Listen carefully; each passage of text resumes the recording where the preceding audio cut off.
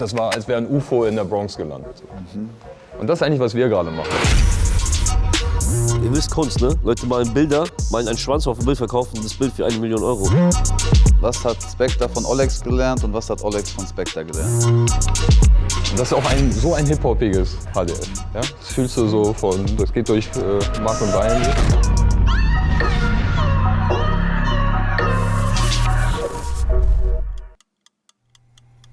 Herzlich willkommen, meine Damen und Herren. Wir sind hier wieder auf Stoke bei Baked und Freunde von Freunde Space. Mein Name ist Marvin Game. Ich heiße euch herzlich willkommen und wir haben hier super Special Guests, die so busy sind, wie man es nicht anders kennt. Wesh, Olex, mir geht's gut. Ja, Mann, schön, dass du wieder hier bist. Spectre, the man in the house. Wir hatten schon das Vergnügen. Ja. Dave, schön, dass du hier bist. Hell yes. Ist da. Und natürlich nicht zu vergessen, OG Christoph Brandt. Na, die Faust oder die?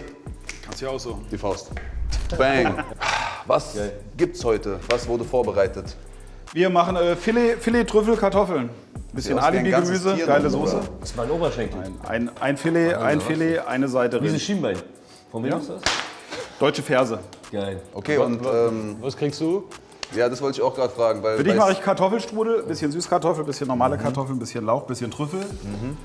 Packen wir in ein Strudelblatt und dann machen wir noch querfeldein Gemüse und dann gibt es ja jetzt die ersten Kürbisse. Kürbis. Also Geil. Ofenkürbis, Trüffel, Strudel. Sehr gesund. Bei Rinderfilet.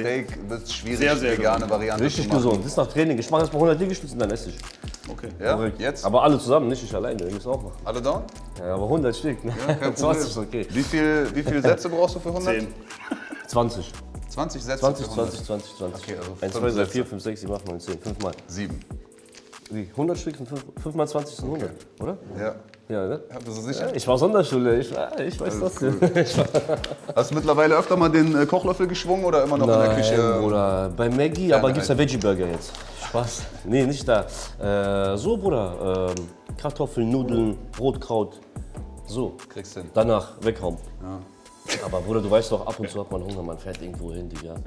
Dann hältst du mal kurz bei Maggie an, haust dir so einen Immer Big noch, Mac ja. rein. Manchmal. Du als derjenige, der ganz genau weiß, dass die Burger vom Boden wieder aufgehoben werden. Ja, Ich esse die trotzdem, Alter. Ich bleib Straße, du weißt. ja aber okay, umso schöner doch, dass wir hier Christoph am Start Ja, haben. Mann. Ich hoffe, ist das auch Fleisch nicht- lag vorher nicht auf dem Boden. Nein, das ist noch nicht Was runtergekommen. mit McDonalds, ich wurde geschockt, mein Leben therapiert, deswegen sorry. Na dann, lass uns rübergehen. Ich habe noch eine kleine Weck Überraschung. mich auf, ich werd high, nur mit dir, weil UFOs überm Block, ich will, dass du bleibst. Lass uns beide weg, weil hier ist eiskalt. Hast du Platz in deiner Welt, ich bin so allein. Hey, So, jetzt sind wir im Anschluss. UFOs überm Block. Ja, Mann. Ja. Und passend dazu haben wir doch noch ein paar Space Cookies gemacht heute. Geil. Aus dem All? Aus dem All, Dicker. Geil. Von welchem Planet? Vom Planet, Warlock. Geil. So heißt die Strain, die hierfür benutzt wurde. Warlock, ja? Die Junge. Ich habe nämlich was Neues entdeckt für mich. 1:1 Strains, wo THC und CBD genau gleich viel drin ist, weil du eine viel ausbalanciertere Fatness davon hast, als dieses Totalschaden-High und du weißt gar nicht mehr, was passiert. Ich habe es aber noch nicht über Cookies probiert, also wir sind heute die Premiere. Wir sind die Versuchskaninchen. Ja, genau. Die Laborratten. Da Muss drüben man auch ganz einer? den Cookie essen, oder was? Wie du willst, also einer Wie willst sollte eine stabile Dosis sein. Ja? So, Das stimmt doch mies. sind ja keine Fetter Anfänger. Keks. Merkst du schon, wie hart es ist? Wir kommen hier raus und fallen in Ohnmacht. Oh, shit. Man nimmt, glaube ich, ein bisschen Ich habe beschlossen, auch über, erstmal nur das. über die Speichelwege nimmt man ist ja zu auch viel. schon am Anfang ein bisschen auf, bevor es dann über den Magen kommt. Zucker ist da auch drin. Aber Bio-Rohrohrzucker natürlich, selbstverständlich. Ja. Dankeschön, vielen Dank. Ja, na klar. Krass, wir Bruder. wollen doch immer den Mein Wünschen. erster Cookie, Diggi. Wie? Vorhin einen Cookie gegessen. Wirklich? Wie Und kommt's? THC-Sirup getrunken. Alles letztendlich relativ Sowas. das Gleiche. Das war auch mies gescheppert, Diggi. Da habe ich Ja. die Welt nicht mehr verstanden. Wann war das? Wo war das? Bei uns im Studio wurde auf der Couch, ich habe das getrunken, ich habe nicht dosiert richtig. Ich habe viel zu viel reingemacht. Digga, danach, ich guck so einen Film, ich krieg so Schub, ich mach so Scheiße und so. Danach ging's wieder, Als ob du in dem Film drin warst. dann war ich wieder gechillt und dann wieder mein Herz wieder. Ich so, Alter, nein, man hört das auf. Das ging immer hoch und runter, Digga. Das war kaputt. Hast so sehr viele Erfahrungen. Too much, Bruder. Ja. Emotional Ich habe nicht Magen. dosiert, Bruder. Ich habe einfach reingehauen und das war dann. Ich habe einmal THC-Sirup auch getrunken und ich lag so bei mir zu Hause auf dem Boden. Ich hatte so gerade einen neuen Teppich und ich war dann irgendwann so fett, dass ich meine Beine nicht mehr richtig gespürt habe. Ja. Und dann habe ich so darüber nachgedacht von, fuck, Digga, du liegst hier, du kannst deine Beine nicht spüren, was geht ab mit dir, ja? Was bist du für ein kaputter Typ? Dann habe ich aber nochmal nachgedacht, an dem Tag habe ich 2 Folgen Baked gedreht, habe ein Musikvideo in der Pause zwischen den beiden Folgen gedreht, bin nach Hause ins Studio, habe einen Song gemacht und dann lag ich da. Ich so, Bruder, Hatte mit dem Cookies gar nichts zu tun. du hast doch alles erledigt heute schon. So. Und dann kam aber auch irgendwie so dieser Gedanke, wie krass das doch ist, dass solange du arbeitest und deinen Teil erfüllst, das völlig gerechtfertigt ist, egal wie vercrackt du am Ende auf dem Boden liegst und deine Beine nicht mehr spürst. Aber in so einer Lage 10 Jahre vorher, wo kein Erfolg oder irgendwas da war, wäre es schon sehr fragwürdig gewesen, meine Beine nicht mehr zu spüren. Das auf jeden Fall, Bro. Ja, der Erfolg gibt einem recht wie ein Hund. Tückische eigentlich beim oralen Konsum ist, du kannst nicht timen. So. Du weißt nicht, wann das Ding reinknallt. Kommt irgendwann, vielleicht kommt es nach dem so, Interview. Genau. Wie ist das zustande gekommen? Ich weiß noch, Olex war hier schon vor 2 Jahren oder so, in einer der ersten Folgen Baked. Und da haben wir schon drüber geredet. Ja. Ja. Che und A, als die hier waren, haben auch noch einmal kurz, ja, Olex und Spectre machen. Wir haben eine Weile gebraucht. Ja. Ja, das war so. Ich habe Skylines gedreht in Berlin. Und ich habe meine Sachen gedreht gehabt. Ich war fertig. Ich hatte 4 Tage frei in Berlin. Und zwar vor 2 Jahren ungefähr. Und ich wollte ein Studio, ich wollte irgendwas machen, Mann. Mir war so langweilig, Bruder. Jeder war weg, alle Studios waren besetzt, keiner hatte Zeit für mich. Und dann habe ich gedacht, alle, vielleicht bei Spectre und so, Agro Berlin und so, Alter. Wäre doch schon krass, weißt du, meine? So, einfach mal so. Ja, kanntet ihr euch schon? Mal, komm vorbei. Kanntet ihr euch davor schon? Ja. Wir haben uns sogar schon mal einmal getroffen gehabt. So was eigentlich Wegen deinem angefangen. Buch da. Ich bin zu ihm geflogen. Mein Mit Bruder UFO. hat mir erzählt, so eine Story mit unser Leben. So die Wahrheit, was ich vorhin nicht wusste. So. Und ich fand das krass. Ich habe gesagt, das ist ein Film, Mama, weißt du? Warte, Und noch dann mal hab ich das was? dem Sinn erzählt. Ich hab das jedem erzählt. Ich war gerade so, der Sprung war gerade so. Was Wir ist hatten eine uns davor Geschichte? schon mal getroffen, weil Olex dabei war, Ja. Biografie zu schreiben. Genau. Stimmt, das hast du auch dazu mal erzählt. Ja, genau. Und ich wollte dazu einen Film drehen. Ich hatte schon den Anfang, so, weißt du, vom Film. Ich dachte halt, weißt du, ich meine, ich fliege zu ihm rüber, ich erzähle ihm das so. Wäre geil. Und er fand das auch geil. Wir sollten erstmal ein Buch machen oder Dokumentation erstmal so. Dann haben wir es auch erstmal so jetzt so getan. Das Buch kommt im Januar, glaube ich, oder im Februar. Und ja, das war so das erste Mal, dass wir uns getroffen haben. Dann irgendwie ein halbes Jahr später oder ein Jahr später, dann wegen dem Studio-Session, habe ich ihn gefragt, gesagt, komm vorbei, Digga. Ich muss kurz zu Rammstein, mach dein Ding mit Dave. Dave ist da. Dann hat er mir so ein paar Beats gezeigt, die Dave gemacht hat, Digga. Kranke Dinger. Die waren auch erstmal so hart und schnell erstmal. Und ich habe das dann erstmal beherrscht, das war geil. Er kam dann zurück irgendwann. Ich war da schon im Hotel. Er schreibt mir so, Bro, wir müssen ein Album machen. Du hast es verstanden. So, weißt du, was ich meine? Ich habe gesagt so, ah ja, okay, normal, Alter. Jackpot, sofort, Digga. Ja, und jetzt sind 2 Jahre vergangen, jetzt sitzen wir hier. Und jetzt haben wir die Klamotten schon an, jetzt was haben wir beim Blog kommt. Sweatshots gemacht. Wollten ein Album machen, jetzt ist doch eine Fashion-Kollektion geworden. Scheißen auf Musik. Ja, so halt, Digga. Ist krass geworden. Ultra krass, was der Sound auch daher gibt. Das ist anders alles. Das ist nicht kein Standard-Scheiß. Das ist so, das ist Future mit krassen Sounds. Er kommt ja aus der EDM Elektro-Welt. Er hat doch Disco Pogo, hast du Disco Pogo gemacht? Das stimmt jetzt aber, ne, was ich jetzt sage. Er hat Disco Pogo gemacht, Digga. Ultrasound, harte Drums, Diggi. Und das gemischt in der Hip-Hop-Rap-Welt. Wie war Kommt deine das dabei Wahrnehmung von dir, als Olex ins Studio kam und der magische Moment war, aus dem dann letztendlich ein Album geworden ist? Ja, ich habe ihm ein paar Beats gezeigt und wir hatten auch schon was fertig gehabt. Wir hatten eigentlich schon einen Teil des Videos auch fertig, God Now. Und da hat er dann... Bevor er was aufgenommen hatte? Ja. Perfekt. Wir haben ihm sozusagen die visuelle Welt sofort gezeigt und er ist sofort rein wie bei Er der hat auf dem Ding Matrix. geschrieben. Das war zu krass, Digga. Dieses Roboterauge kam direkt. Digga, Mic ich an musste und direkt sofort, ins Bett oben, ja. sofort seine Story gedroppt und es ging. Ja, Mann, es war krass. Geil. Und Das war der Und für uns Startschuss. war das cool, weil wenn Dave progressive Beats macht, dann kennst du das ja im Hip-Hop. Das ist nicht zwangsläufig das, wo MCs immer sich gleich wohlfühlen mit. Oder wenn die Beats so mehr auf Maximum sind als auf Minimal. Ja. Und dann man so von den gerunden Sachen so ein bisschen wegkommt, dann sind MCs eher ängstlich, vorsichtig und ja, cool, aber ich weiß nicht so genau. man braucht mehr Platz. So, bei Olex war das einfach genau ne? anders. So. Olex ist da so direkt rein, so Körper rein und so. Und hat so gegen den Beat gekämpft. Ja, Mann, das war hart. Metal Rap. Der war schon echt... Hat auch wirklich am Anfang probiert, den Beat zu bezwingen. So, ne? So Maximum Beat zu noch so übertrumpfen. Krasser als dieser Beat. Ja, genau. Und das krass. sind aber es sind richtig interessante Songs. Alle Rückrahmen vom Band, kauf es und mach es so weiter. Hänge nur ab mit der Gang, schieße auf dich beim Vorbeifahren. Immer da draußen den Lärm, ja sie kommt aus meiner Waldland. Bang, bang, bang, bang, zum Glück war der Benz nur ein Leihwagen. Wir sind fähig, tanzen durch die Nacht mit Blättern. Will nicht stehen, ich hab noch genug vom 30. Das ist natürlich später weitaus Ausgewogeneres entstanden im Studio. Aber die ersten Dinger sind auch noch so ein bisschen State of the Art. Sowas gibt's nicht. Ja. Ich erinnere mich, ein paar Sachen habe ich irgendwann mal gehört, als ich bei euch war. Ist aber auch schon 1,5 Jahre her oder so. Kann sein, dass es ein Teil davon war.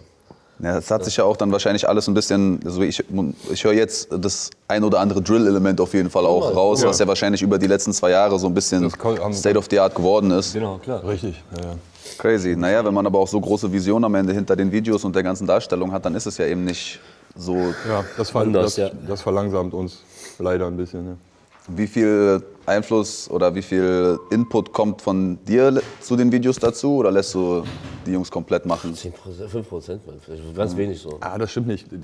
Das passiert ja organisch. Also dadurch, dass wir die ganze Zeit abhängen miteinander, hast du die Tatsache, also das funktioniert so, er rappt die ganze Zeit Texte, wir haben die ganze Zeit so eine Wolke an Vokabular, welches auf dem Album ist. Und daraus entstehen entstehen auch die Bilder dazu. Also ich würde das schon viel höher ansetzen als 10%. Das ist so ein na klar. Das ist so, weil ich halt nur schreibe und dann nach Frankfurt wieder fahre. Weißt du, meine, so ist okay. Aber eigentlich ist das ein permanenter Filmschieben. So. Und natürlich hängt das alles voll zusammen. Ja. Ich meine, so sollte es ja letztendlich auch sein. Da kannst du ja wahrscheinlich ohne Ende Bücher drüber schreiben, was die Wichtigkeit der Kamera oder des Directors ist in Bezug auf, wie wird ein Künstler dargestellt am Ende. Was das ja aus einem Künstler rausholt ist, oder rausholen kann. Was wir jetzt machen konnten, das kann man im Regelfall gar nicht machen mit Künstlern. Jetzt aus meiner Warte raus, Regie oder für den Künstler ähnlich, so lange Zeit als Team an sowas arbeiten. Das geht normalerweise ja gar nicht. Ja? Normalerweise kommt der Typ rein, macht das Video, zack, Video fertig, raus. Das ist nicht dieselbe Zusammenarbeit. Ja? Ja, so sollte es ja auch konnten nicht jetzt sein. so Langzeit, wir haben jetzt 2-3 Jahre auf was rumgebrütet. Und was zusammen entwickelt. Das ist nur zu vergleichen mit Agro-Zeiten. So, ne? Da konnte ich auch mit dem Künstler über lange Zeit so was bauen. Und was wir da gemacht haben, erstmal würde das kaum ein Rapper durchstehen. Also Olex war da richtig stabil im Sinne der, Man muss du brauchst Bock haben, Ausdauer. ein ganzes Sinne der Projekt Anklage. zu machen. Und Nee, nicht, so Ausdauer. Andere Typen wären lange schon im Knast. längst so zu unruhig geworden und hätten das nicht ausgehalten, so lange zu warten auf diese ganzen Filmsachen, die man braucht, teuer denke ich, jemand, der Zeit der kosten. den Wert versteht dahinter. Das ist also das Gesamtpaket, Normal, das Bruder, Kunstwerk und Musst aber viel auch Geduld das haben. Business ist, wenn man Musst so chillen, möchte. Das ist Baba alles. Das ist alles geil. Weißt du, ich meine, das gibt's nicht. Einfach passieren Man lassen. muss chillen. Egal, Das wie ist lange es gut, dauert. Also Olex wäre schneller fertig gewesen, wenn wir nicht da gewesen wären. Kurz ein Video am Automaten, ein Video an der Tankstelle, Dicker. Alles, Mann. Ich wäre nach Moskau geflogen. Einmal Kapuze Egal hoch, was, einmal runter. Das ist etwas Besonderes geworden. Das ist, was es nicht gibt in Deutschrap. Und das steht für alle Zeiten fest. Und egal, was rauskommt, es wird immer als das Beste gestempelt, unser Zeug. Deswegen ist das, was, auch wegen ihm natürlich, also er ist der Gründer, er ist der Macher das. Und deswegen, weil du so einen Mann im Hintergrund hast, hast du direkt auch die Medaille. Weißt du, was ich meine? So. Für manche ja, für manche nein so. Aber Ist aber total kulturdriven. Ne? Ja. Also wir sind jetzt nicht auf Rekordjagd oder so. Ja. Naja, Das ist, ist da einfach, ist enorm viel Liebhaberei bei. Und, aber das ist doch auch, warum es so schön ist und warum es so einzigartig deswegen ist. machen wir das doch nur noch. Also Neulich habe ich der Rest ist auch echt langweilig. Ich habe Syllable Spill neulich hier interviewt und der hat so eine schöne Formulierung gesagt, als es so darum ging, ob du tatsächlich ein Kunstwerk erschaffen möchtest oder ob du Geschäft mit musikalischem Hintergrund betreibst. Genau, gut. So, und da ist dann halt das Ding, dass du sagen kannst, nein, weißt du was, scheiß drauf, ich verschiebe das um 2 Jahre, von mir aus um 5 Jahre, weil du etwas kreierst, was halt irgendwie auch für immer sein soll. Und nicht so schnell mal die Rekorde brechen, schnell mal hier den nächsten Streaming-Rekord jagen, sondern nein, man will wirklich geilen Scheiß machen. Und ich glaube, das kommt dann auch bei den Leuten an und wird auch dankbar angenommen, wenn es tatsächlich drinsteckt. ja. Das ist ein ganz anderer Hustle. Du kannst ja jetzt auch einfach nur Algorithmen bedienen und das so effizient wie möglich, mit so wenig Aufwand Ja, das ist doch anstrengend. und ja, ist doch- Budget investierst du dementsprechend auch vorsichtig und wenig, weil du musst nicht viel Geld für ein Video ausgeben heutzutage, reicht auch irgendeinen Schrott zu machen. Ja. Naja, du hast ja heute die... Im Geschäft durchaus verständlich, also warum das Leute machen. So. Ja, Aber wenn das du ist nicht der Grund, warum Geschäft wir im Hip-Hop Vordergrund hast, gemacht ja. haben. So. So, deswegen habe ich nicht angefangen, Hip-Hop zu machen. Keine Sekunde. Weißt du noch, warum du angefangen hast? Ja. Und welcher Impuls oder welches Gefühl würdest du sagen war es? Cool sein. So. Die ersten Eindrücke, da war man so jung, das waren so Sachen nachaffen. Du siehst einfach, was total krass ist und willst auch so cool sein wie die. Willst auch auf den Kopf drehen. Willst auch so denken, was ist das? Ich will auch so cool sein. Ja, das stimmt, du hast die ganze Geschichte ja mitgenommen, ne? Also so kleine, ja, ist bei uns Anfang 80er. Ja. Und ich weiß nicht, jeder kann sich da noch erinnern, du guckst mit deinen Brüdern oder Cousins irgendeinen James-Bond-Film. Nach dem James-Bond-Film hüpfst du hinter das Sofa und bang, bang. Ja, Bist das im Gefühl, dass Film. du das direkt nachmachst. So war das mit Hip-Hop irgendwie auch. Du guckst dann Beat Street, die Typen drehen auf den Kopf. Du bist 8 Jahre, du willst auf den Kopf drehen. Ja. Und so fing Hip-Hop für mich an. Geil. Ja. Dass wir später damit unser Geld verdienen konnten, ist so wie ein Glück, einer der glücklichsten Momente. Das ist ja dann eher was, nicht mal 10, sondern wahrscheinlich 20 Jahre später, wenn du sagst 80er, erst angefangen hat, dass man wirklich denkt, okay, Dass man ich das fange überhaupt jetzt vorstellen an konnte, ja. mit Hip-Hop, weil ich will Geld machen. Das ist, kenne ich auch noch am Anfang war das überhaupt nicht der Gedanke. Nee. Es war ja gar nicht möglich. Richtig. Es gab vielleicht eine Handvoll Leute, von denen man geglaubt hat, die leben davon in Deutschland, aber nicht mal die haben zu der Zeit wirklich Davon gelebt. das dicke Geld gemacht, sondern wenn die schlau waren, sind die 10 Jahre noch dran geblieben und verdienen halt heute das dicke Geld. Würde ich auch sagen. Es ist erst seit 10 Jahren so, dass die Leute wirklich nur des Geschäftes wegen in unsere Sparte reingehen. Ne? Deswegen umso schöner, ja, dass man noch sieht, dass Leute, vor allem die schon so lange dabei sind, die auch, wenn ihr wolltet, könntet ihr auch einfach nur sagen, ja gut, wir bedienen jetzt hier das Geschäft, dann bedienen wir da das Geschäft und machen maximal viel Kohle. Oder man macht halt geilen Scheiß. Und Nee, wir haben richtig probiert, da so ein bisschen so Kultur vor Cash. Geil. Und wir haben auch super Support. So. Also wir haben das auch so gestrickt, dass wir haben so eigentlich sehr viel Unterstützung genossen, so dicke Dinger zu drehen, wie wir sie gedreht haben. Ne? Also die Budgets waren hoch und hätten wir jetzt nicht Sponsoren gehabt, die uns da unterstützen, wäre das gar nicht möglich gewesen. Da hätten wir so einen Vorschuss aufgeraucht und das wäre es dann gewesen. So konnten wir den Vorschuss quasi behalten und wir haben, ich muss die auch mal nennen, also wir haben mit Effekt einen Riesensponsor, der uns ganz doll geholfen hat. Wir haben ein paar coole Russen, die haben uns geholfen, so eine Space Smoke, Okay. Shisha-Paste, Dudes, geil. DevShop hat uns unterstützt hier auf den Klamotten und so. Wir haben durch diese ganze Unterstützung das überhaupt erst machen dürfen. Aber das steht ja auch jedem anderen Rapper offen, das so zu Ja, aber man muss zu ja auch, bauen. Ne? man muss natürlich andere ja auch, MCs hätten aber das Geld anders aufgewandt, Ja. was sie da bekommen. Also wir stecken es ins Produkt rein. ja, dem Sponsor so eine Vision zu erklären, ist glaube ich auch nicht, kriegt nicht jeder von Seite einfach so hin. Da hast du recht. So, da muss ja schon, da spielen ja natürlich auch die Namen am Ende mit Ja. und die Plattform, die dadurch geschaffen wird. Da verkaufen sich auch eine Menge Rapper unter Wert. Ne? Ja. Also da passiert eine Menge Quatsch. So. Ja, seitdem es dieses Influencer-Game gibt und du ja auf Instagram für ein paar hundert oder ein paar tausend Euro jeden Tag einen Post für irgendeine Marke machen kannst und auf einmal bist du nur noch Litfaßsäule und heute die, morgen die, übermorgen die und jetzt mache ich noch dieses Produkt und das mache ich noch selber zusammen mit dieser Brand und auf einmal steht Rap wieder nicht mehr im Mittelpunkt, sondern eben Geschäft auf einer anderen Seite. Das hat habe ich gerade so einen geilen Post gesehen, dass es eigentlich gerade bei MCs irgendwie um Side-Business geht und nicht mehr um das Kerngeschäft. Naja, aber das ist, also ich glaube, das rührt auch sehr daher, dass entweder die Rapper nur so einen kleinen Anteil von ihrem Streaming verdienen, weil sie so viel dem Label abgeben oder eben große Vorschüsse genommen haben. absolut. Oder dass, wenn du independent bist, du halt nicht diese Streaming-Zahlen erreichst, weil du nicht platziert wirst in den Playlisten. Also musst du dein Cash irgendwo anders machen, wenn du geilen Scheiß machen willst. Wenn ich ein Video für 20.000 Euro drehen will, dann kann ich nicht von meinen Streaming-Einnahmen 20.000 Euro nehmen, sondern muss gucken, Wo die welche Marke möchte sich hier platzieren und passt die Marke dann auch noch zu mir. Und ich glaube, da hört es dann bei vielen schon auf, dass sie sich gar nicht diese Gedanken machen. Ist auch schwierig. Passt das überhaupt Wir werden dazu? jetzt mal nicht sagen, dass das leicht war. Ja, hat auch wir haben niemand da auch versprochen. viel gestruggelt, bis wir die Kohle zusammen hatten. Das war schon schwer. Ja, der gesamte Prozess wahrscheinlich um alles drumherum. Aber zurück zu diesem Hip-Hop-Ding. Das ist wirklich, der Hip-Hop-Gedanke steht da fast an erster Stelle. Wenn man jetzt der Szene kritisch gegenübertritt, dann kann man sagen, dass der an Kultur fehlt. Ne? Das Business vielleicht all over the place, aber so Absolut. Hip-Hop so, Ja. Und es soll jetzt auch nicht so ein Vorwurf sein, so ein Oldschooler, der sagt, Nee, aber, es ist ja, wenn du betrachtest, wer den Kern dann nicht stattfindet. schafft, so, der wird Hip-Hop auch nicht in die nächste Runde bringen. Der wird das auch nicht elevaten. So. Das wird dann langweilig. Ja. Und ich würde schon sagen, sind schon eine Menge komische Fans da draußen, die Deutschrap hören. Die haben wir zu verantworten, niemand anderes. Die wurden ja auch nicht erzogen von Richtig, kulturellen die Werten, wurden nicht sondern gut erzogen. Ja. Punkt aus. Da war sehr schnell einfach nur Business und wenig Kultur. Ja. Aber wenn man das dann halt vergleicht mit Frankreich oder Amerika oder UK oder vielleicht auch noch andere Länder, wo Hip-Hop-Kultur irgendwo stattfindet, kann ich auch nur aus meiner Beobachtung sagen, dass es hier fehlt. Ja. Es gibt immer mal wieder Künstler, die einen geilen Ansatz haben oder auch immer mal wieder, dass es Eventreihen oder Live-Konzerte sein von Leuten, die sich wirklich Mühe geben dabei. Aber der Großteil betreibt Geschäft mit musikalischem Hintergrund und eben nicht kulturförderndes. Und das muss man auch sagen, das mit Olex wie so ein, das ist dann auch nicht nur ein Zufall. Ich weiß noch, wo wir, weißt du, HDF, dass wir halt die Fresse gestartet hatten. Da war Olex sein erstes HDF, eines der heftigsten, halt die Fresse, weit und breit. Und so.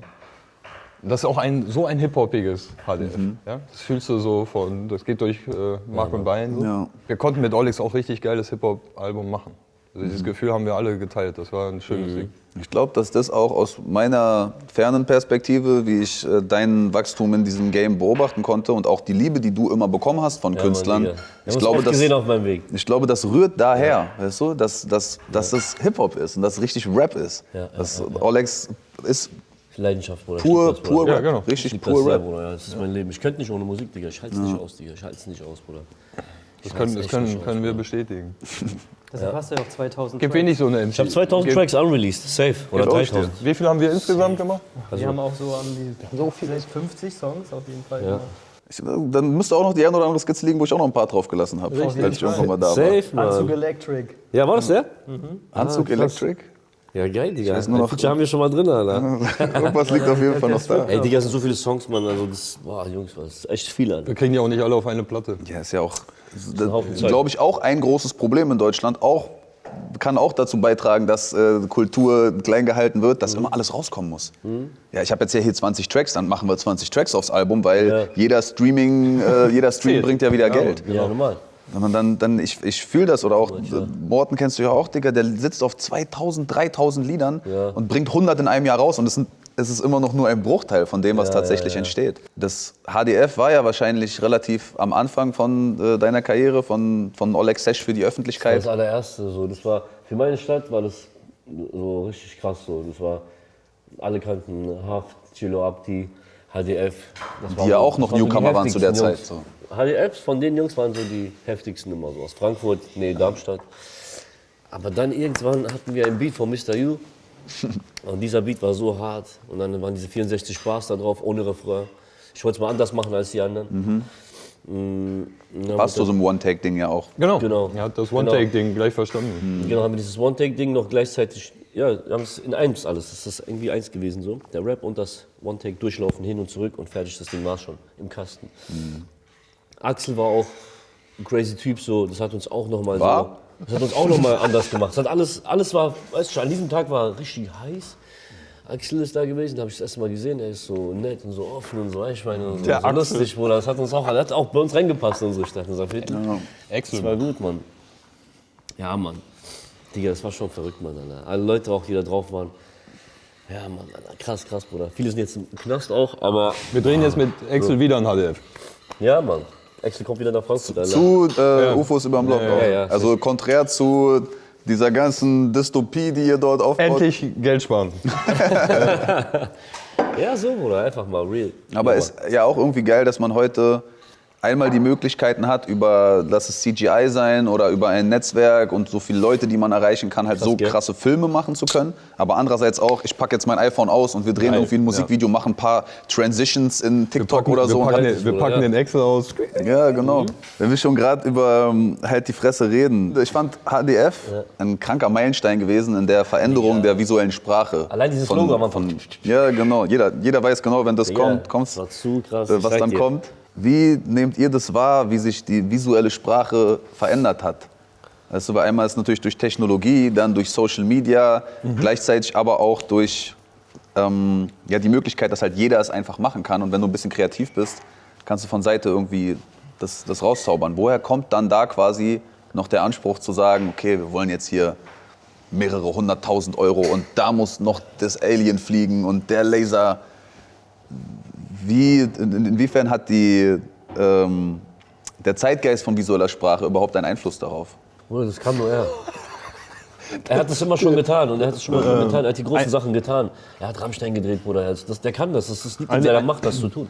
Eigentlich ist das ja geil. Also Demokratisierung von dem ganzen Filmbusiness. Man kann so voll viele Sachen machen, die man früher hätte man die unmöglich machen können, ohne ganz viel Geld in die Hand zu nehmen und so. Augen offen, ich bin wach, ich ernähre mich von Geld, Hose Platz. Wie soll ich davon wegpacken? Geldregen, ich tanze, ich auf 2 Millionen mindestens verbrannt. Dann entstehen daraus auch bestimmt ganz viele, wie soll ich sagen, innovative, neue Bildsprachen, Wege und so weiter. So, ich muss leider ehrlich sagen, so richtig neu selten. Also meistens kennt man es schon irgendwie irgendwoher. Aber wenn man jetzt so TikTok-Typen sieht, ihre Transition-Videos und so, das ist schon alles geil. So, ja? Ja. Da passiert was, sind Leute voll kreativ mit dem Medium und das ist erstmal gut. Ändert alles nichts an der klassischen Seite der Kunst. Also egal welcher neue Synthesizer gibt, der wird auch Mozart nicht wegbumsen. So. Auch vielleicht irgendwann, aber nicht aus dem Stand. So, wenn du weißt, was ich meine, du hast einfach so kann nur was anderes sein. Und in der klassischen Bildsprache kannst du dann einfach Auch der Mozart. dir das so aussuchen, mit dem schweren Besteck zu arbeiten. Ja.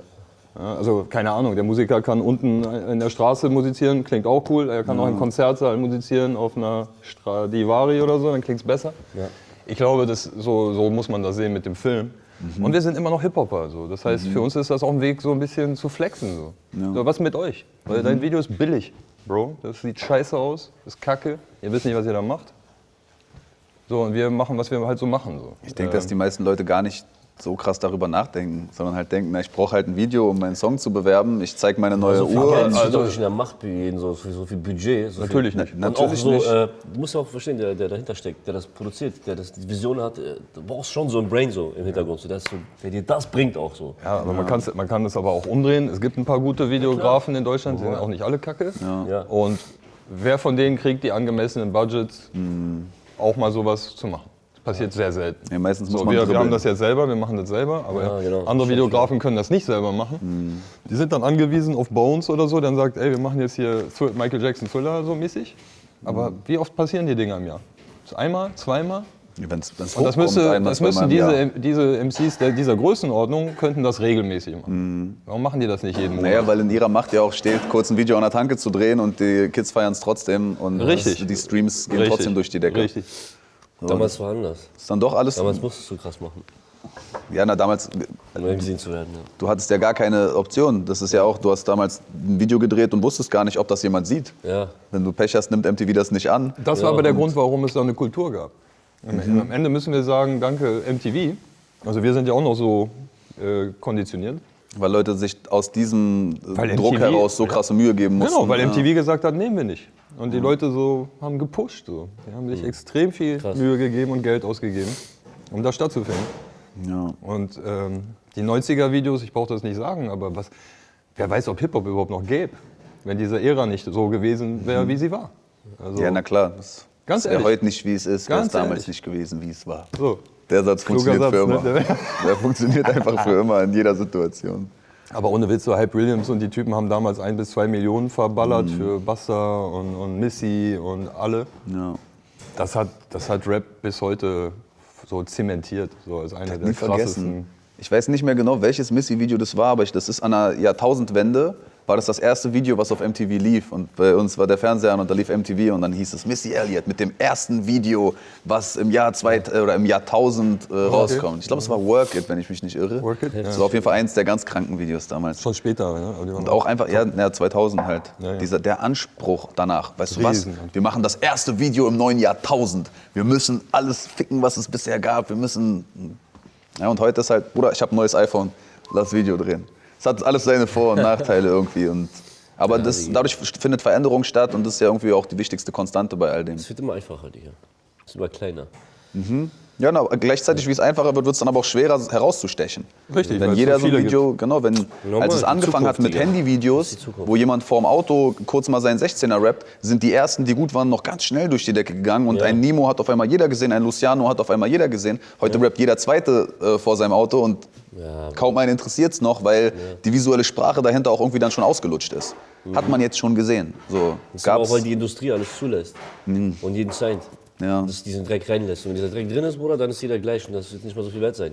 Aber wenn die Industrie ein bisschen langsam machen würde und nur die edelsten Steine nehmen würde, dann hätte man so eine Oder Top-Elite. auch die Steine mal ein bisschen länger schleifen Ja, würde, weißt du, anstatt ne? immer direkt. Normal, Alter. Richtig. So ist Nee, es, eigentlich Bruder. der Stein muss ja direkt liefern. Der muss ja direkt Kohle Der muss direkt in die Vitrine verkauft ranbringen, werden. sonst wird der nicht gesigned. Der Vorschuss muss recouped werden, ab in die Playlist. Wie läuft's?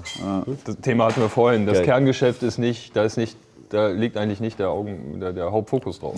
Das heißt, der macht jetzt voll geile Mucke, aber seine Social-Media-Zahlen stimmen nicht oder seine Streaming-Zahlen stimmen nicht. Bumm, der kriegt keinen Deal. Ja. Gerade, er hat vielleicht das geilste Album gerade fertig. Aber es passt nicht in die aber Shisha-Playlist. das werden die und auch nicht demnach- merken. Das werden die nicht merken. Die gucken auf Zahlen und dann... Nee, es muss wieder ein Switch stattfinden. Ich denke mal, so wie halt ein Switch mit Streaming stattgefunden hat und auf einmal für 2-3 Jahre für Independent-Künstler oder auch für alles, was irgendwie nicht der Norm entsprochen hat, war auf einmal eine Plattform da, die genutzt werden konnte, bis die Industrie es wieder in die Hand genommen hat und halt lenkt. So war es wahrscheinlich 20, 30 Jahre vorher mit dem Radio und so wird es nach Streaming mit dem nächsten Ding wahrscheinlich auch wieder sein. So, wenn die Algorithmen halt steuerbar sind, dann werden die denen entsprechend gesteuert, wo das Geld halt hinfließen soll. Und da, wo viel in die Künstler investiert wurde, muss das Geld wieder reingeholt werden. Das ist ja alles voll einfach nachvollziehbar, wenn man sich damit auseinandersetzt. Ich wollte aber gerade, wo wir bei den alten Videos waren, mal fragen, Olex, wie hast du damals Agro Berlin wahrgenommen? Hast Bruder, du das richtig, warst du richtig Fan? Ich war 15, 16. Ich war so 15, 16, also 16, 17 Jahre alt, glaube ich. Und ich war noch in der Schule, Bruder. Ich war noch jung, Mann. Und zu dieser Zeit hat ein 16-Jähriger nichts zu melden im Rap-Geschäft. Das war so. Kinderstimmen haben da nichts verloren. Da waren nur die etwas Älteren, so, die Jugendlichen, die etwas Älteren, so, ne? Bruder, das war krass, Alter. Ich sag dir ehrlich. Ich war auch auf dem ersten Konzert, glaube ich, von Bushido damals auch mal. Siggi, großer Siggi-Fan, Agro Berlin-Fan allgemein. Ramazan kam zu mir, der hat mir alle CDs mitgebracht von den Jungs. Der kam mit diesen breiten Hosen so zu mir an. Und der war so an, ich so, okay, krass und so. Und dann wurde ich auch langsam so, weißt du, was ich meine? Und auf diesem Weg, Bruder, wir haben so viele Sachen gehört, Bruder. Alles Mögliche, Bruder. Agro war hart. Und ja, Mann, das ist schon krass. Am Ende dann, das, was ich kennengelernt habe, diese Musik, jetzt am Ende dort zu sehen, also mit ihm zu sein, mit dem Macher von diesem Label, weißt du, was ich meine, oder mit diesen Leuten. Digga, das ist krass. Für mich ist es ein riesen, Digga, so ein Geschenk gleichzeitig und auch so Effekt, Digga, im Leben so. Weißt du, was ich meine? Das ist Baba. Das ist krass, Bruder, mit dem hier zu sitzen, Alter. Respekt hier, Alter. Das ist der the Circle of Life, weißt du? Digga, Damals das hat ist es krass, dich Bruder. Gott ist inspiriert. groß, oder Bruder. Ich sag dir. Das ist krass. Das ist dann krass, Bruder. geht's irgendwo wieder zurück. Also irgendwo ist ja dann auch in der Zusammenarbeit von euch beiden, ist es ja auch ein Austausch, wo man sich gegenseitig wieder Ich glaube, inspiriert. unsere harte Realness hat uns zusammengebracht. Weißt du, dieses Roughness, das ist immer dieses Worken. So, irgendwann du kannst alles schaffen im Leben, Mann. Man muss es nur wollen. Richtig hardcore, aber. Weißt du? Ey, eigentlich landen wir wieder bei Kultur, einer der geilen Vorteile unserer Kultur. Also es ist wohl der leichteste Ort für Interaktionen zwischen Künstlern ist bei uns. Sollte sein. Ja. Passiert nicht so richtig so, wegen Egos und so, aber eigentlich, also wir könnten generationenübergreifend, weißt du so, warum ist Torch nicht auf dem Album? Das liegt einfach nur an Egos. Aber ansonsten könnte alles eine riesen geile Kultursuppe sein. Ja, aber also ich habe auch das Gefühl, einmal sind es irgendwie die ältere Generation, die dann so sagt, nein, ich lasse mir nicht meinen Kuchen nehmen. Genau. Und dann ist es aber genauso auch die Youngins, die sagen, nein, fick jeden Rapper über 30, wir sind die Neuen. Und Genau, scheiß auf jeden, den braucht keiner, wir brauchen den nicht und so. selten passiert es dann. Aber wenn es passiert, dann entsteht halt auch irgendwie die Magie so im Ungewissen. Ja. Aber es ist kulturell schade gut sein, und ja. geschäftsmännisch peinlich. Peinlich, Kann man ja. auch mal laut sagen. Das ist wohl ein Anzeichen für einen sehr schlechten Geschäftsmann, der so denkt. Ja, vor allem, wenn man Also guckt euch die Amis an, kurzfristig, passiert keinem Ami. sehr kurzfristig gedachte Geschäftswege halt. Sowieso. Die einzige Chance für dich als ein Oldschool-MC weiterhin im Game zu bleiben, ist junge MCs zu featuren. Das Punkt aus, das war's. Ja. Warum macht das keiner ordentlich? Und die Young Guns können sich daran hochziehen im richtigen Moment. Ja, und ihre Credibility halt bei der letzten Generation und bei allen bereits Richtig. rangezogenen Fans absolut. irgendwie abholen. Genau. Habt ihr Leute noch auf dem Album drauf? Neue Leute? Also egal wen. Also Esther Graf ist ja auf der einen Esther, Single, ja, klar, Alex, Esther, Alex ist drauf. Gibt's sonst Tovaric aus Features? Frankreich, Paris, als Franzose. Das ist aber auch ausländisch. Cello Abdi. Dardan, ja, Dardan Mann. ist Dardan Bratucha. Killer. Ja, Mann, auf jeden Fall, Alter. Dardan ist drauf, Digi. Wen haben wir noch? Ist da noch irgendjemand? Kapi war auf der ersten drauf. Kapi war auf der ersten drauf, genau. Das heißt auf der ersten? Auf der ersten Single. Wir haben da erstmal so eine Audio-Single gemacht. Blog. Ja, Mann. Ach so, okay. Darauf. Mit Kapi. Ja, Digga, den Rest haben wir selber gemacht, Digga. Die sind fit. Da waren noch ein paar Features. Waren noch welche da? Ich glaube, ja. Was Falls ich mal vergessen habe, sorry. was mit Boos? Der taucht immer in den Videos auf. Ja, ich den immer Mann. von Digga, das war vor Seite. 2 Jahren, das war in Kiew, Digga. Dieses Video wurde schon vor 2 Jahren gedreht. Ja, wir haben ja auch noch Digga. Werbung auch noch gedreht, Digga, dort. Speck hat eine Werbung gedreht. Was die Leute jetzt sehen, ist ein Bruchteil von dem, was wir haben und was kommt. Also wir haben eine Stunde Material Ach krass. mittlerweile. Ja. Ja, Mann, Digga. Lot of stuff, Bruder. Wie viele Teile hat der Film noch? Oder die Serie? Jetzt im ersten Zyklus werden das 4, 5 und dann gucken, wie viel da noch übrig bleiben. Nochmal so was. Crazy. So, gibt es eine Idee, wo oder wann das spielen soll, oder ist das unbestimmt? Das ist noch ein bisschen unbestimmt. Da sind wir mit Leuten im Gespräch, gucken wir mal. Ist immer schwierig, weil wir da so ein neues Medium ausprobieren. Ja, ist ja kein Spielfilm oder sowas, sondern ist so ein bisschen was, so eine Musikserie, Musical Series, Hip-Hop Musical Series oder sowas. Ja, Hip-Hop-Musical, Digga. ja Das eigentlich ist doch das ein der Hip-Hop-Musical. Titel. Ja. Ja. Das stimmt. Das kann man Theater. Ich feiere das auch. Oder? So. Mit den kleinen Skits zwischendurch und so, ja, voll. Auch Dann eine kleine Tanzeinlage. Ja, safe, Mann. Mit Seilen nach oben gezogen werden. Hey. Ich muss auch sagen, dass als das erste Video kam und dann ich im Titel schon gesehen habe, Split-Video, da macht es bei mir schon irgendwie immer so, oh nein, Split-Videos, weil Split-Videos oft einfach so, Ja, normal. wir klatschen 2 langweilige Videos aneinander und Ja. jetzt Aber es kommt auf das zweite Video hört drauf an, keiner. Bruder. Natürlich. Wenn du so Film-Dings drehst, dann ist es geil. Voll geil. Aber wenn du so Stani denkst, Alter, jetzt rappt er beim Auto, dann rappt er an der Tankstelle. Ja. Naja, okay. Ja, Aber als Knastausbruch bleibt in einer es. Zeit, wo man probiert, die Songs und Videos auf 1 Minute 45 runter zu klatschen, wieder mit 5-Minuten-Videos zu kommen, die auch die Aufmerksamkeit halten. So Respekt. Einfach geil, ja. Ja, ist nicht so einfach. So selten kriege ich es hin, mir einen 2 Stunden lang Film anzugucken und nicht zwischendurch ans Handy zu gehen oder einzuschlafen oder sonst Ja, was. Mann. Krass. Da haben wir uns konditioniert hin. Weil man ja auch, also nicht nur wir uns selber, diese Maschinen in unseren Hosentaschen und Apps auf dieser Maschine wurden ja auch dafür programmiert, dass wir immer wieder süchtiger werden und da reingehen. Ich hab uns gefickt, Alter. Eigentlich nicht Ich nehme gibt. das jetzt aus meiner Tasche, statt ein Handy. Kennst du das? Was ist das? Seit Corona ist es in. Ah, ja. So, ihr Handy ist aber ein bisschen anders. Analog-Handys. Cooles bisschen, Dings, kleine Dateien in die Hand schmieren. Hier, er macht die krassesten Beats, Alter. Ja, ich wollte es eigentlich schon am Anfang fragen, aber dann ist irgendwie so alles so, was ist eigentlich Hell Yes? Das war so für die Leute, glaube ich, auf einmal, jetzt so auf einer großen Oberfläche. Ja. Hell Yes seid ihr beide? Hell Yes bist du? Hell Yes, schießt du mal vielleicht los, Dave. Genau. Hell Yes ist auf jeden Fall, ich glaube, das hat eigentlich die Bildsprache, die ganzen Videos haben das eigentlich schon gezeigt. Hell Yes ist einfach audiovisueller Blockbuster, richtig abgefuckter, hyperpoppiger Scheiß. Ja, Mann. Hyperpoppiger Scheiß. Digga. anders kann ich lieb nicht die Formulierungen, beschreiben. die heute fliegen hier. Ey, du hast die ganze Zeit gewartet, Games. Das Das habe ich mir auch krass ausgesprochen, Alter. Das habe ich mir die ganze Zeit so in Alter. meinem Kopf, was sag ich denn jetzt? Ja, Diese Digga, Frage ich kommt, wusste wie gehe es. ich damit um? krass. Wer ist dieser Hell Yes? Hast du gut gemacht. Die sind die krassesten Satanisten. Nein, sind wir natürlich nicht. Genau. Ja, mal an der Stelle auch nochmal an alle Leute, die so denken, Leute, das ist nur Kunst, das ist kein, ihr wisst Kunst, ne? Leute malen Bilder, malen einen Schwanz auf ein Bild, verkaufen das Bild für 1 Million Euro. Ja. Das ist Kunst. What the fuck, Alter? Ich weiß gar nicht, was ihr da macht. Ne? Deswegen chillt, Leute, macht euch locker, schiebt nicht Leute in Schubladen.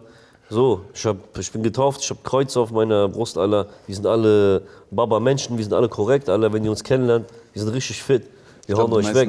Aber wie gesagt, Wir hauen euch weg, das Tier ist jetzt davon. nein, wir sind korrekt, wirklich. Wir sind von Herz. Wir sind von Herzen korrekt, wir hauen euch weg. Aber hey, so, ja Mann, schiebt nicht Leute in irgendwelche Schubladen, Leute. Genießt die Show. Ein bisschen länger als 2 Jahre läuft es jetzt alles, diese Zusammenarbeit bei euch. Ja. Was kann man nach 2 Jahren sagen, was hat Spectre von Olex gelernt und was hat Olex von Spectre gelernt? Bruder, ich habe von ihm auf jeden Fall gelernt, viele Sachen, was Videos angeht auch so, das Visuelle. Weißt du, was ich meine? Wie man das umsetzen kann, auch alles. Also in diese Dings. Und noch, was auch mehr so noch, vielleicht auch ein bisschen Texte noch angeht und so. Auch so ein bisschen, wir haben auch zusammen auch ein bisschen auch geschrieben gehabt nach manchen kleinen Sachen so, mal Wörter reingeworfen und so. Und ja, Digi, so. Das sind auch so kleine Hilfen alles so im Leben, weißt du, was ich meine? Also das hat mich auf jeden Fall ein bisschen weitergebracht bei der Sache. Im Visuellen sowieso auch, dieses zu sehen, wie er arbeitet, weißt du, ich meine, so, wie er das macht, so. Das Schönste daran ist einfach, wie dieses wieder zurück im Hip-Hop eintauchen zu können, volle Kanne. Weil ich habe ein paar Jahre auch andere Sachen gemacht und so. Und dann ist das einfach Das war ein geiles Gefühl wieder.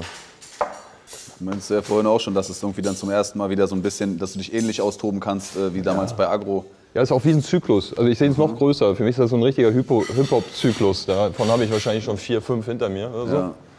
Und so, weißt du, hier, Digga, so, du kennst Beat Street, weißt du? Guck mal unseren Schriftzug an. So. Das ist, wir rebooten gerade so. Habt ihr mir einen mitgebracht? Ja, Ja, mein Bruder. Hier, Alter, ist alles da, ne? Das war richtig Das Moderator. ist für dich Geschenke, Alter. Moderator Top-Timing. Ja, das in der Box drin. Oleg seine Krumm-Gopnik-Fresse, die aufgeht. Geil. Und da, hier, da ist der Beat Street angelehnte Schriftzug. Die Pille Und Schmetterling, ja, Mann. die Schmetterlingspille. Geil. Ja, man. Vielen Dank, Mann. Matching Geil, T-Shirt. Bratucha. Geil. Und das ist eher eine Kollektion bei Dev Shop, wenn ich es richtig Genau. verstanden habe. Genau, die die kommen jetzt auch, ja. Die gibt's bei den Homies von Dev Shop. Geil, Leute. Und was war die Frage vorhin? Du hast von mir Von der Familie, wir sind bei Agro. Das ist wie so ein wir rebooten so. Es gab so ein Zitat, ist in irgendeiner Hip-Hop-Doku drin, wo einer so beschreibt, Zeitzeuge von der Bronx, als Bambaataa da losgelegt hat. So. Und der sprach von Bambaataa und Soul Sonic, hat so gesagt, das war, als wäre ein UFO in der Bronx gelandet. So. Und das ist eigentlich, was wir gerade machen. Also, Ja, die holen die UFOs wieder an den Block. ganz genau. Vor dem Block steht ein schwarzer Jeep, The Wonderwell, Mohammed Ali. Siehst du den Weg, Bruder, da geht's lang. Ich rauch dasselbe Zeug, schlaf im Gewahrsam. Taschen leer, volles Magazin, atmen schwer, OL, passen grad nicht Stil. Und eigentlich ist das nur zu sagen, Digga, die Leute sollten sich mal ein bisschen angucken, wie Hip-Hop in den ersten Stunden war. Das war richtig verrückte Scheiße. Ich glaube, die sind heute sich gar nicht bewusst, für was für einer verrückten Kultur sie sind. Die sind alle super eitel, weißt du, sind Modeblogger geworden und so. Digga, wir sind eine Punk-Kultur. Wir sind eine völlig durchgedrehte Mischung aus Punkmusik und Funk, Mann. Wir sind die so oft abgefahrensten. vergessen, wie viel Punk in Hip-Hop steckt. Ja, auch Funk. Wir sind verrückt. Auch, na klar. Und das sieht man gerade nicht mehr. Ja. Ja, das sieht man gerade nicht. Man sieht gegen- ganz viele eitelnde Fatzen, die irgendwie. Das ist langweilig. Ja? Und das ist ein bisschen, was wir da probieren zu machen. Das ist ein bisschen remixen, ein bisschen Bewegung in den Standard bringen. Und die Klischees da ein bisschen aufzubrechen, die da gerade bin.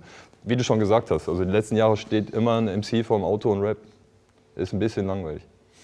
Ja, wenn es dann wenigstens mal ein besonderes Auto wäre, weißt du, oder Ja, sind irgendwas. schon auch mal geile Wagen. Aber was ist das für ein Battle? Ja, ist echt langweilig. Wer hat mehr Geld für sein Auto, für seinen Mietwagen ausgegeben? So am Ende noch, weißt du? Krass. Six war teurer diese Woche. Und wir haben jetzt Videos. Du siehst Olex nicht einmal in Prada, Gucci. Ja, Mann, Ja, stimmt. er hat die Roboterfresse, Digga, und verliert sein Gesicht und alles auch. Hier ist Prada Das ist der Gucci neue Bling, Roboter. ja.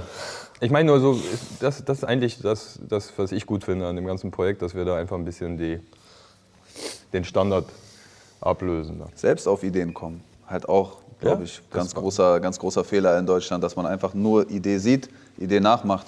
Bevor wir essen, habe ich noch eine Frage, die mich wirklich persönlich interessiert, weil ich selber, wie wahrscheinlich die meisten Menschen in den letzten 2 Jahren, sehr viel Zeit im Kopf verbracht habe und man sich sehr viel mit allem Möglichen auseinandersetzt und die Welt halt einfach gerade Kopf steht wie irgendwie noch nie mit Afghanistan, mit Kuba-Krise, mit Ukraine-Krise, mit Türkei, mit Naturkatastrophen, nebenbei noch eine Pandemie. Wie copt ihr? Wie kommt ihr klar im Alltag oder wie beeinflusst das euren Alltag, dass die Welt so Kopf steht? Boah, Bruder, ganz ehrlich, wir haben Glück, dass wir Musik machen können. Ich meine, okay, wir können jetzt keine Auftritte machen. Er kann nicht diese riesen Videos drehen, vielleicht jetzt. Jetzt ist wieder ein bisschen lockerer, aber man weiß ja nicht, was kommt. Aber so, wir leben in der digitalen Welt als Künstler. Wir haben Glück, dass wir in der... Guck mal, digital ist gleichzeitig Zukunft. Und Zukunft ist digital. Deswegen, irgendwann gibt es keine CDs mehr, dann ist alles digital, Bruder. Und das hindert uns ja nicht daran, schlecht zu leben oder jetzt kein Geld mehr zu verdienen. Ich meine, keine Auftritte ist kacke, dies, das, wie gesagt, aber oh, Alter, man muss damit leben, das ist halt wie es ist. So. Also ich bin glücklich, dass ich Musik machen kann, dass ich wenigstens irgendwie so noch irgendwie durch das Leben komme, so, weißt du, was ich meine? Das ist die schönste Form der Therapie wahrscheinlich. Ich meine, ja so, Bratte. Ich habe die Jungs vor Corona noch gepackt, in die digitale Welt mit reingebracht. Die haben da vorher schon Hell Yes gemacht und so das. Aber Digga, weißt du was ich meine? Zu dritt sind wir jetzt in diesem Dings, in diesem Space Shuttle, wir haben Glück gerade, ziehen durch. So, das wird schon Mama machen. Projekt eigentlich sehr glücklich für uns, weil wir kommen aus Corona raus und haben so ein Monster geschaffen in der Zeit. So. Ja, Mann. Also wir hätten auch aus Corona rausgehen können mit so Finger im Po, so nix ist los mäßig. Ja. Wir hatten was zu tun in der Zeit, das war geil. So. Das Ja, war auch Digga. gerade, was ich so daraus krass. gehört habe. Wenn Ja. man halt was hat, wofür man es tut, woran man arbeitet, wo man weiß, okay, man tut es für die Sache und es erfüllt einen auf eine Art und Weise, das ist wahrscheinlich echt der schönste Weg. Dann ist nicht alles für den Arsch. Ja, ne? Weil wenn man wirklich, also ich weiß nicht, es gibt dann halt Lockdown-Times und Leute hängen nur auf Social Media und sehen halt eine Krise nach der anderen. Wir wissen gar nicht auf, oh scheiße, ich habe jetzt das eine gepostet, ich muss doch das andere auch posten, sonst bin ich doch ein Heuchler. Und dann, ich habe über diese Kuba-Sache einiges gepostet, weil eine Freundin von mir da Spenden gesammelt hat und weil ich halt im Umfeld... Was ist da nochmal passiert? Das ist humanitäre Krise, die haben keinen Zugang mehr zu Medizin, zu Nahrung. Echt? Und parallel werden... Wegen was denn? Wegen Corona? Nee, Corona ist dann noch on top dort. Ja, auch, und noch dazu. Halt du Scheiße. krass ausgebrochen. Ich will jetzt gar nicht anfangen, weil ich auch nur Halbwissen habe, aber ich weiß aus dem direkten Umfeld, dass halt Familienmitglieder keinen Kontakt mehr zu ihrer Familie hatten für eine Weile, dass Leute in die Armee gezogen werden und Krass. Also ich will gar nicht ausholen, weil so tief Ja, es kenne gibt ich mich viel zu gar nicht erzählen aus. auch, ja. Und dann berichte ich darüber und ein paar Wochen später sind diese Naturkatastrophen in Deutschland und mir schreiben so viele Leute, ja, über Kuba kannst du schreiben, aber nicht darüber über nicht, Deutschland. ja. Und dann denke ich mir noch für meinen Teil von wegen, ja okay, ich habe in den deutschen Medien so gut wie nichts über Kuba gesehen, aber überall sehe ich über die Flutkatastrophen. Ja. Ich sehe es ja gar nicht in meiner Aufgabe, die Welt komplett aufzuklären oder sowas, sondern ey, da ist irgendwie nicht genug Licht drauf. Da kann ich ein bisschen Licht jetzt mal gerade drauf machen. Wir leben in einer echt komischen, schrägen Zeit. So, ne? Also die Welt brennt, bestimmt mehr als je zuvor. Oder man kriegt es mehr mit als je zuvor durch die digitale... Die Menschen haben ganz komische Wertesysteme, denen sie gerade so frönen. Alle denunzieren, alle urteilen, alle richten, alle maßregeln. Katastrophe. Das ist ein Richter-Opfer. Katastrophe, eine Todsünde nach der anderen, ehrlich gesagt. Anmaßend, Dings. Der Typ, der dir schreibt, warum machst du nicht dies? Fick deine Mutter. Das ist die adäquate Antwort zu dem Typ. Ja, tatsächlich. Halt's Maul. Warum überhaupt? Kümmere dich fragst um du? dein Leben und deine Scheiße. So. Aber es ist so wichtig heute die ganze Zeit so, der macht falsch, der muss weg, der. Visionärer. Alle sind Richter. Bis irgendwann alle gecancelt sind. Und dann geht's wieder von vorne Alle los. hauen. Ja, das erste prinzipielle Problem ist, wer denkt überhaupt, dass er wichtig ist? Ja, wer denkt, Sind dass er alle richten nicht darf? wichtig. So, ja. So fängt das schon mal an. Aber jeder will ganz wichtig sein. Ja. Na gut, Leute. Jo. Ich würde sagen, wir machen Bratan. noch einen kleinen War Smoke geil, Break Alter. draußen und dann Cookie weg. wird's fett Ich hab gegessen. Hunger. Mies. Geil. Das riecht gut. Schön, Freu dass mich ihr hier hier zu seid, sein. Mann. Riecht geil, Alter. Let's go. Ich bin eine Krone wie King, komm von der Straße, trag Diamant. Killer, Killer, Killer, Killer. Schlaf hin, Knast ein, wach auf, Platz rein. Benz, Platz, Gas, gib ihm. Drogentest, Altpittis. Benz macht ganz easy. Koks, Eis, Weiß, Chichi. Wo geht Gas, Wertstoff, wer ist krass, wer ist 24 Stunden am Block? Du hast schon alle unterschrieben, oder was? Noch nicht. Nee. Olex ist der Schnellste. Gut, Leute. Komm, weiß man eigentlich mittlerweile, wann das Album rauskommt? Ist schon draußen? 1.10., oder? War jetzt der geplante Datum, oder? 1.10. 1.10., Mann. 1.10. 1.10., Leute. Am 1.10. kommt das Album raus. Rufst du mal im Blog. Ja, Mann, Alter. Gebt euch böse, Alter. Was bringen die UFOs mit? Bruder, die Zukunft. Miesen Zukunftssound. Wieder neue Sachen, Bruder. Geiler Sound, Bruder. Über 20 Songs und Sweatshirt und Posters und so Sachen bringen wir mit. Also ein Goodie-Bag. Full-Paket. Lord. Dankeschön. Bös. Rinderfilet rosa gebraten, Cashew Brokkoli, Ofenkürbis, Trüffel, Parmesan, Trüffeljus und Trillinge. Also kleine Kartoffeln nennt man Trillinge. Damit fange ich an mit den Trillingen. Und du hast in der Mitte noch diesen Kartoffelstrudel. Den könntet ihr auch noch checken, wenn ihr wollt. Ist auch noch da. Kann man da drauf machen, oder? Ist auf Fleisch? Ja. 2 Kerl Kartoffelstrudel. Boah, das ist richtig krass. Strudel ist noch da. Danke, dass ihr hier wart, Jungs. Alles Gute für die UFOs. Gute Landung wünsche ich euch am 1.10. Danke, Mann. Schön, dass ihr hier wart.